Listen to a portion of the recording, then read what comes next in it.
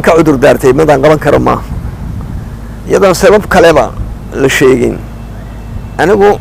himiladaydu waxa weeyaan wixii aan taariikh Soomaaliyeed ka garanayo inaan dhalinyarada jaamacadaha dhigato u gudbiyo taana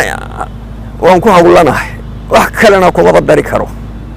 marka waan ka cudur daartay madaxdana waa fariin baan u diray waa ogyihiin anigu ma lagama tashan mana aqbalin sabab kale weeye taasi mana aqbalin mana tashan mar hore la ii weydiiyeen waan ka cudur daarto ma qabanayaan ku yiri laakiin waxaan safarayaan si qalad u dhacday ayaa laga yaabaa haddii iyagu ma weydiin anna markaa wax sheego qasbi iguma kuma qasbanayn inaan laakiin ana markaa waqtigayga iyaga gaarsiiyeen aan aqbali karaynin ayaa xaq u ah waxay ahayd sidii loo taakulayn lahaa waxa weeyaan dhaqaale loogu raadin lahaa wax la mid ah taasna umaba faradhuubni anigu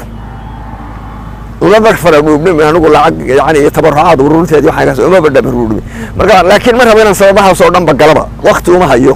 warkii oo kooban